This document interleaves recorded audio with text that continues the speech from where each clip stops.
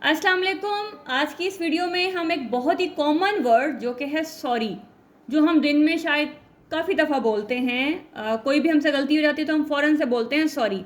उसके बारे में सीखेंगे कि क्या ये जो सॉरी वर्ड है हम इसको ठीक तरीके से इसकी एग्जैक्ट प्लेस पे इसको यूज़ कर रहे हैं, और साथ ही हम ये देखेंगे कि हमारे पास जो और वर्ड्स हैं अपोलोजाइज, फॉरगिव और इम्प्लोर, इनका मतलब क्या है और इनको हमने कब यूज़ करना है।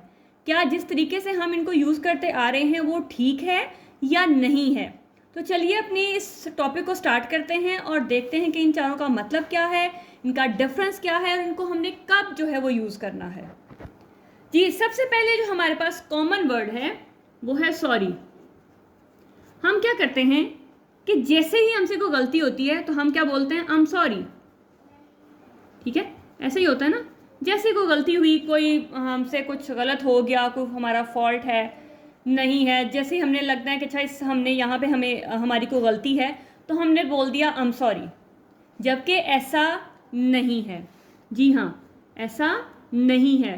सॉरी को आपने माफ़ी मांगने के लिए यूज़ नहीं करना आज के बाद।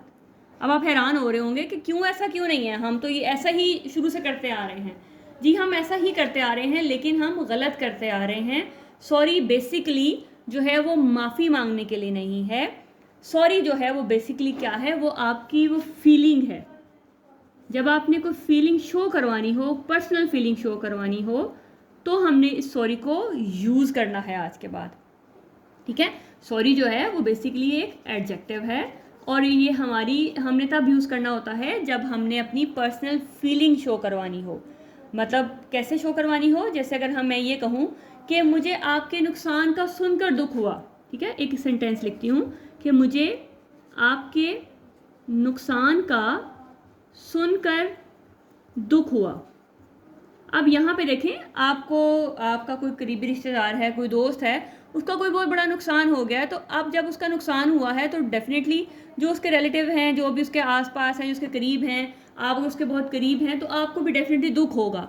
तो जो यहाँ पे जो दुख है ना, ये जो दुख है ये आपकी पर्सनल फीलिंग है। जब किसी को कोई नुकसान, जो जिसका जितने करीब होगा उसको उसी लिहाज से दुख जो है वो ज़्यादा या कम होगा। तो ये जो दुख है ये आपकी पर्सनल फीलिंग है।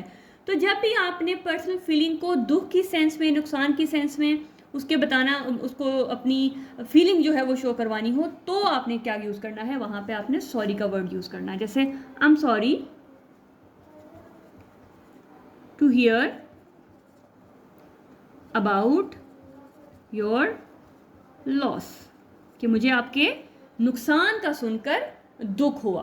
ठीक है, तो हमने आज के बाद सॉरी को क्या करना है, सॉरी को कभी भी माफ़ी मांगने के लिए जहाँ हमारी गलती है वहाँ यूज़ नहीं करना। सॉरी बेसिकली वहाँ यूज़ होता है जहाँ पे आपकी गलती नहीं है, जहाँ पे आपका फॉल्ट नहीं है, जहाँ पे आपकी वजह से जो है किसी को कोई नुकसान नहीं हुआ है। आपने सिर्फ जब अपनी कोई पर्सनल फीलिंग शो करवानी है तो आपने वहाँ पे सॉरी का वर्ड यूज़ करना है। इसी तरह से अगर मैं आपको और सेंटेंस हम कुछ लिखें थे, I am sorry I am late. कहीं आपने जाना है, आप लेट हो गए हैं, अब आपने वहाँ पे अपनी फीलिंग जो शो करवा रहे हो वो कैसे शो करवाया, I am sorry I am late, कि यार मुझे दुख हुआ कि मैं लेट हो गया। ठीक है, कि मैं लेट हूँ। तो जहाँ पे आपने अपनी फीलिंग जो शो करवाई तो आपने यहाँ पे सॉरी यूज़ किया। इस तरह से अगर किसी की कोई फौतगी हो गई, कोई डेथ हो गई है, तो आपने अगर वहाँ पे शो किया मुझे ये सुनकर दुख हुआ, मतलब आपका जो ये नुकसान हुआ है, जो डेथ हो गई है, वहाँ पे मुझे ये सुनकर दुख हुआ, तो अब क्या बोलोगे, I am sorry to hear this. ठीक है, कि मुझे ये सुनकर दुख हुआ। इस तरह से अगर आपने कभी रोड पे जा रहे हो जहाँ कंस्ट्रक्शन हो रही होती है, तो वहाँ क्या लिखा होता है, सॉरी फॉर द इनकन्वीनियंस। ठीक है, जहाँ पे रोड कंस्ट्रक्शन हो रही होती है ना, वहाँ लिखा होता है सॉरी फॉर द इनकन्वीनियंस। तो क्या मतलब कि वो आपसे उनसे कोई गलती हो गई है जो आपसे माफ़ी मांग रहे हैं, नहीं। यहाँ पे वो आपको ये कहना चाह रहे हैं कि हमारी वजह से जो आपको तकलीफ़ हो रही है ठीक है, उसके लिए हम माजरत खां हैं। तो यहाँ पे वो अपनी फीलिंग को शो करवा रहे हैं, अपनी फीलिंग को जो शो करवाएगा ना, तो वो उसका मतलब है कि सॉरी फॉर द इनकन्वीनियंस। वो आपसे अपने किसी काम की वजह से माफ़ी नहीं मांग रहे हैं, यहाँ पे वो अपनी पर्सनल फीलिंग शो करवा रहे हैं कि हमारी वजह से आपको जो आने जाने में प्रॉब्लम हो रही है, हम उसके लिए माजरत खां हैं। तो ये वो जो माजरत खां है, वो मतलब उसकी जो इंटरनल फीलिंग जो है ना, वो इस सॉरी से शो हो रही है। ठीक है, तो आई होप कि आपको डिफरेंस क्लियर हो गया होगा कि हमने सॉरी को कब जो है वो यूज़ करना है। आपने कभी भी आज के बाद इसको माफ़ी के लिए यूज़ नहीं करना। तो फिर अब आप कहेंगे कि जब हमने माफ़ी मांगनी है तो फिर हमने क्या यूज़ करना है। जी हाँ, जब हमने माफ़ी मांगनी हो तो उसके लिए जो वर्ड है वो है फॉरगिव। मुझे माफ़ कर दें, प्लीज़ फॉरगिव मी।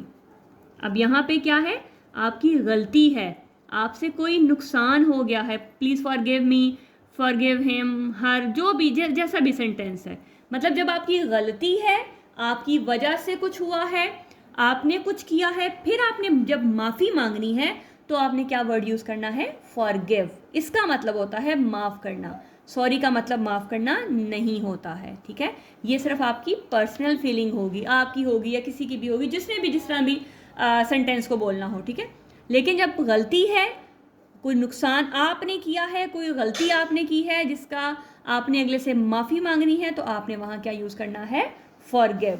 ठीक है, तो हमेशा याद रखना है कि जब भी माफ़ी मांगनी है तो आपने यूज़ करना है फॉरगिव। अब इस तरह से जो वर्ड है नेक्स्ट हमारे पास है अपोलोजाइज। ये कब यूज़ करना है, ये हमने तब यूज़ करना है जब हमने माफ़ी मंगवानी हो। ठीक है, माफ़ी मंगवानी हो किसी से। जैसे अगर मैं ये कहूँ ना, apologise to your friend, apologise to your friend, अपने दोस्त से माफ़ी मांगो। Apologise to your cousin, apologise to your teacher, apologise to your father, कि अपने दोस्त से, अपने फादर से, टीचर से माफ़ी मांगो। तो ये जो माफ़ी मंगवाना है वो है अपोलोजाइज, माफ़ी मांगना है फॉरगिव, माफ़ी मंगवाना है अपोलोजाइज। जब आप कोई, अगर आपने किसी को कहना हो कि अच्छा उससे माफ़ी मांगो, तो फिर क्या बोलोगे, अपोलोजाइज टू योर, जिससे भी आप कह रहे हो। ठीक है, तो अपोलोजाइज टू योर फ्रेंड, जिस हम कहेंगे अपोलोजाइज टू योर फादर कहेंगे।